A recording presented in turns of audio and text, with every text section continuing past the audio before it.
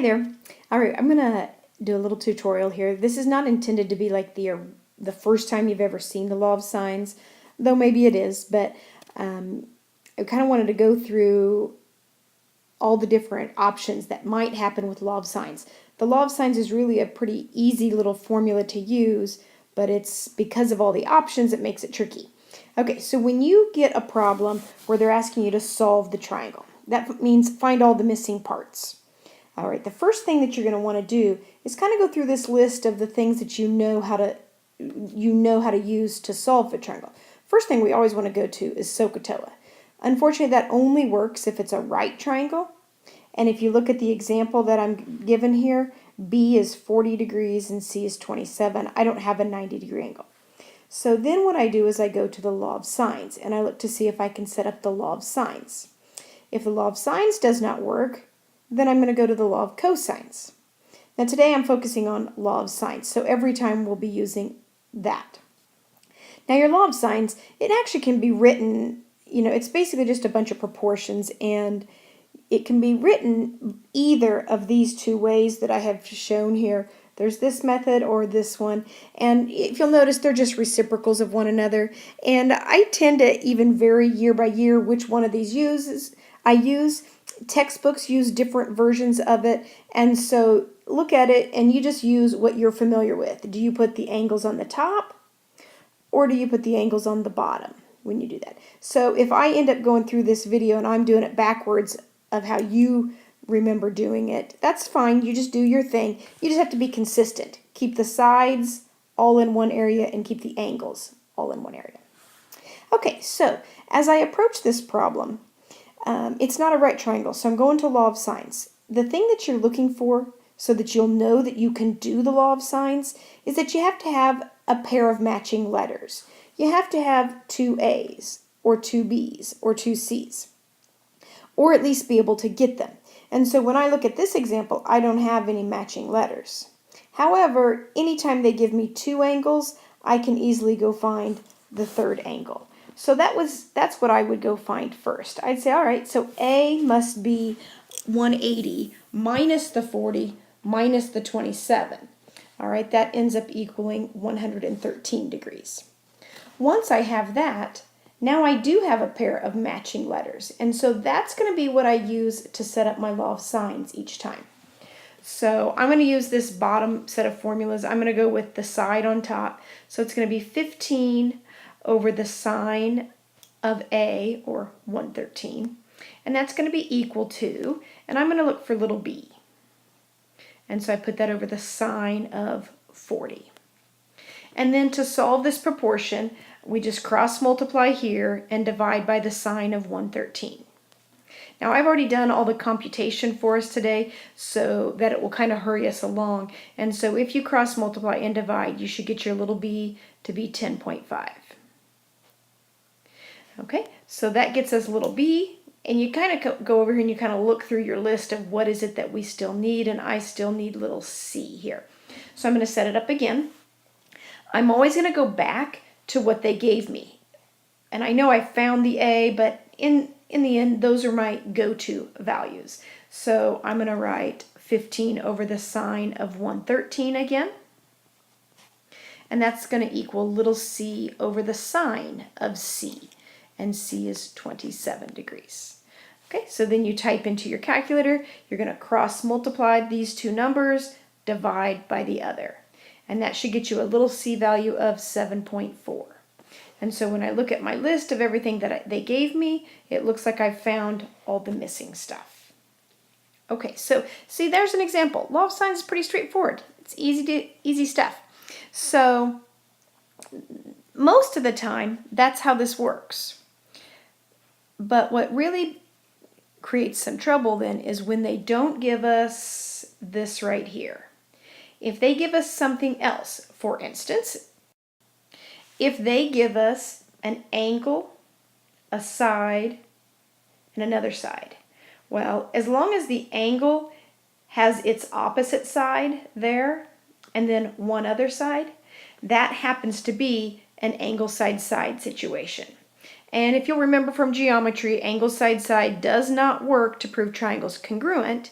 And the reason is because I could have, if I gave you an angle measurement and a side measurement and a side measurement, I could possibly draw more than one triangle that would have those measurements, but the triangles would not be congruent.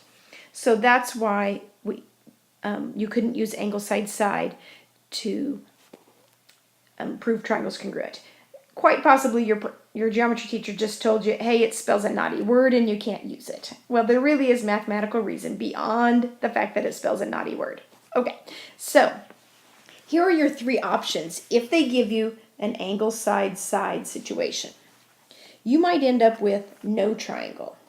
On a no triangle situation, it's going to look like this. They're going to give you this angle here, and then they're going to give you this side measurement, and then this side right here. And this leg is going to be so short that it's not going to quite reach to the bottom of your triangle, which means you can't create a triangle. So those measurements wouldn't even work to make a triangle. So that's one scenario. Let's look at that. Here I have angle B is 40, side B is 2, side C is 8. So if I were to look at this, a lot of times I just jump right in and I'm going to do my law of sines. And so I have matching letters, so that works really well. I'm going to be doing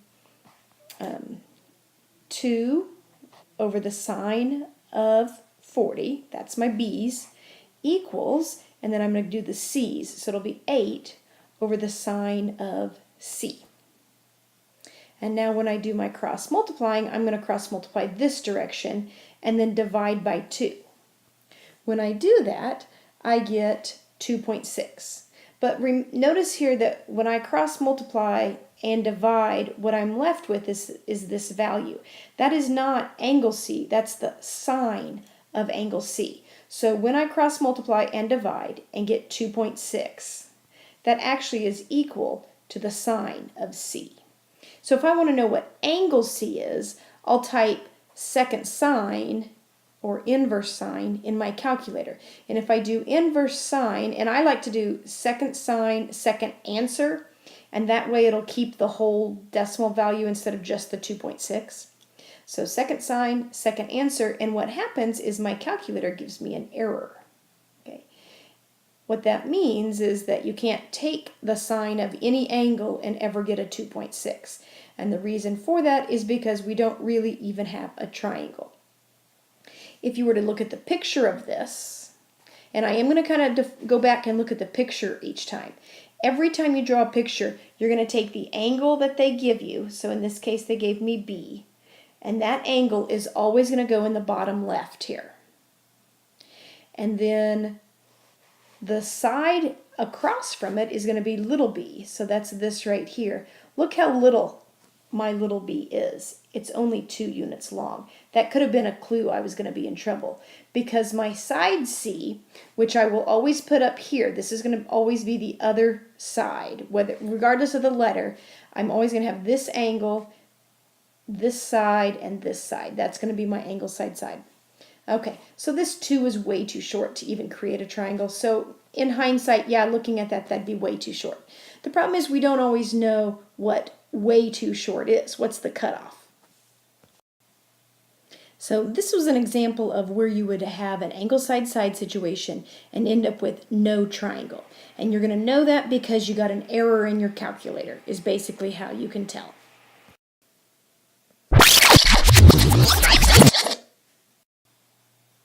Okay, let's start over. Back to this stage where they gave us the 3 things. We said, oh wait, that's angle side side. I have different options going on. So I showed you how a no triangle looks. Let's move on to the next option, which would be a 1 triangle. Well, in order for there to be a triangle, this B value that was way too short is going to have to be longer than 2 units. So let's do that. Let's make this let's look at a 1 triangle scenario. And so I'm going to change that B value. All right, here we go. Notice that I've got 9 for a B value this time. So let's see what that does. Okay, so I'm going to still jump into this and think, all right, I I've got two matching letters. Let's do law of sines. But in the back of my mind, I'm going to remember I have an angle side-side situation because I have a matching pair of letters and one other side. All right, so I'm going to use that matching pair of letters to set up my law of sines. Oh, and keep in mind what is that we are looking for. Okay, so since they gave us angle B, I'm still going to need to find angle C, and I'm going to need to find angle A, and then I'm missing little a also. Okay, so here we go. Using those B's, and again, I'm going to use that bottom set of proportions, but if you like the top set up here, you can do that. So I've got 9 over the sine of 40 is equal to 8 over the sine of C. All right, so we set it up, we do our cross products, and then we divide by 9. Notice that it's going to equal the sine of C when we do that. So when you cross multiply and divide by 9, you get 0.57. But remember that 0.57 is equal to the sine of C. So then I'll do second sine or inverse sine of the 0.57. So I usually type that in second sine, second answer, and you should get an angle measurement for C of 34.8. Okay, so remember that if you know two angles, and in this case I now know B and I know C, I can quick like find angle A by just subtracting those from 180. So if I take 180, subtract 40, subtract 34.8, I end up with an A value of 105.2. So now I have all of the angles, and if I have big A, now I'm going to be able to set up my law of sines and find little a. Now when I set up my law of sines this time, I always go back to what they gave me, so I'm going to go back to those B's to start my proportion. So I'll go back to 9 over the sine of 40 equals, I'm looking for little a, over the sine of angle A, which is 105.2. So when I cross multiply this time, I'm going to divide by the sine of 40, and that's going to get me A, which is a side, so I don't have to do the second sine thing. So in my calculator, I take this times this, divide by this, and I get a little a value of 13.5. And that all worked out fine and good. All right, so no worries about that being a no triangle situation. I never got an error on anything. It worked out beautifully. Okay, however, because it is an angle side side situation, there's no guarantee that there's only one triangle. There could very easily be a second triangle. Okay, so let's draw this out so you can kind of see what's going on, and that might help you decide how many triangles there are. So when I look at this, and I draw out my triangle, I always draw it out so that this bottom left angle is the angle they gave me. So in this case, it's going to be angle B. So that's 40. All right. And so the side across from that I haven't drawn yet is going to be my side B. And then I always want to use this leg up here as the other side. So in this case, that's going to be my 8. And that's going to be side C.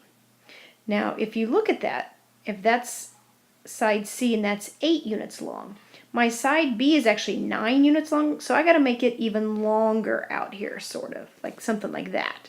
And then extend this so it'll actually create your triangle for you. Okay, so then that's 9.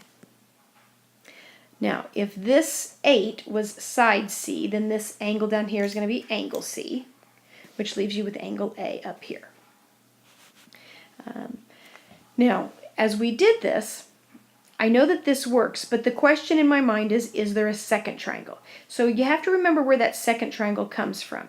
It comes from taking this leg right here, and instead of swinging it off to the right, you'd swing it off to the left. Now, let's look at just some common sense first of all. Okay, if this is 9, and instead of it swinging to the right, I would swing it over here to the left.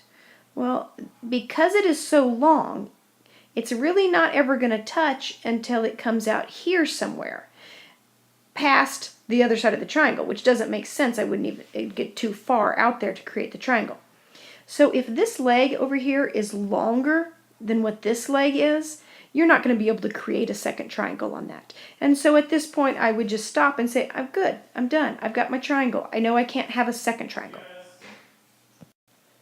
All right, so let's look at this another way. So let's say you don't notice that, you don't realize it because you didn't really bother to draw the triangle and you're just working with the numbers. All right, so here's what's going to happen. We found angle C to be a 34.8. So I'm going to put 34.8 right here. All right. If this 9 leg was going to swing the other way, it would swing over this direction. And I know this isn't drawn very nicely here, but that's because I know it's not going to work. Okay, so if that leg swung this direction, then this is the triangle I'm looking at having as a second triangle.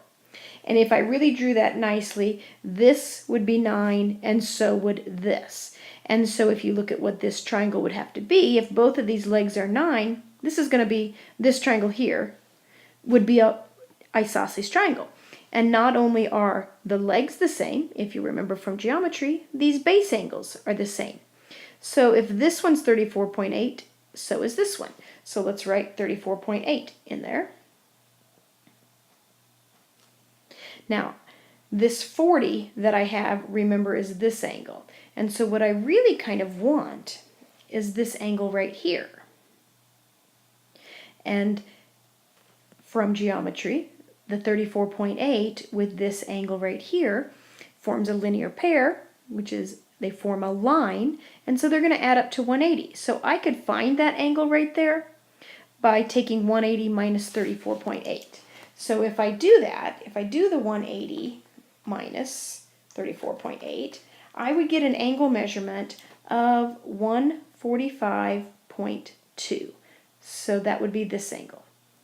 Now, this angle over here is still 40, and so I could find my new A value up here, and by taking 180 minus the 40 minus the 145.2, and what I end up with is an A value, an angle measurement up there of a negative 5.2.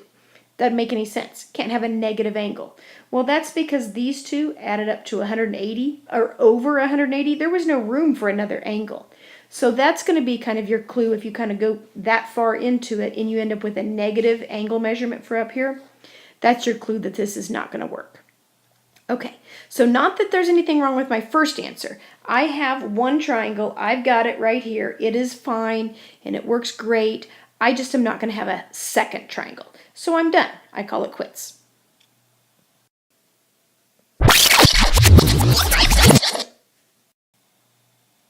All right, back to this stage. Okay, so back at the beginning, they gave us angle side side. No triangle if I get an error in my calculator. One triangle if this, okay, and the 0 triangle here would happen if this B is too small. I'm going to have one triangle if this B is too big. And so I'm going to have two triangles if it's somewhere in between. So let's look at the final scenario. It might end up with creating two separate triangles. Okay, I've kind of fast forwarded through some of this work to hurry us along because as you approach this problem, you really do it like you do all the others. I start off, I have two matching letters, so I know I can do law of sines. Oh wait, not only do I have the matching letters, I have one other side. That's how I know it's angle side side. I still approach it right at the beginning the same way. I just know that I'm going to have to check for that second triangle. So I do my matching letters. Notice this time I made B equal 7. So that was somewhere between, and so that it'll actually create a nice triangle. All right, I know C is 8, so I set it up to find angle C. Got that to be a 47.3. All right, if I subtract from 180, I can find angle A is going to be 92.7, and then I can set up my law of sines to find little a. If you're questioning on how I did any of that, just pause the video and kind of look through my work. I tried to show all my steps so you know where those things came from. Okay, so you go through it. As always, great, I got a triangle. However, since it's angle side side, I got to check for that second triangle. Okay, so in this case, I've drawn out the picture already, and so instead of this leg over here swinging out to the right, I'm going to make it swing over here to the left. But it's only 7 units, so it should fit in there a little bit more nicely. Okay, so that's 7. So I am now looking at this blue triangle, and I'm trying to find all the sides and angles for it. Now, if I swing that leg that direction, this is really my C, instead of it being way out here on the side. And since it's a different C than the first C, we put a little hash mark or apostrophe, and it means C prime. Okay, so remember that these two legs are the same, creating an isosceles triangle. So if this is 47.3, this is also 47.3. But that's not quite what I want. I want this inside angle here, so I'm going to have to subtract the 47.3 from 180, and I get 132.7. Okay, so now I know C prime is 132.7. And since B is still 40, I could find my new A, and I call it A prime, and it's this angle right here. And so I'm going to take 180, and I'm going to subtract the 132.7, subtract 40, and I end up with 7.3, which seems like a crazy small angle measurement, but that typically is. It really creates a skinny little angle up there. So anticipate that angle being small. In the same respect, this other little side, this side A that I'm going to have to find, is also going to be very short. All right, so since I have a new A value, I can go back and do my law of sines. Always go back to those values they gave you. So I'm going back and I'm doing B, which is 7, over the sine of B, which is 40, equals little a, that's what I'm looking for, over the sine of A. And because I have a new A value now, I'm going to end up with a different answer when I run this through the law of sines. So when I do my cross products, I'm looking for a side, so I'm just going to cross multiply and divide, and I will get little a to equal 1.4. And since it's a new little a, I'm going to do a little a prime. Okay, and so that right there is the second triangle. So I'm going to have two answers on this one, two sets of answers. And so you don't want to skip out on this. It's like you totally missed a whole problem if you don't do your second triangle. So always be on the lookout for that. So the way that you're going to know that it is going to have a second triangle is that this leg right here is going to end up shorter than this leg, but not super duper short. And you're going to know if it's super duper short because you're going to get an error right off the bat when you do your first set of law of sines. And so if this is shorter and you didn't end up with an error, then you're going to end up having that second triangle. Okay, there you go. Hope this helps.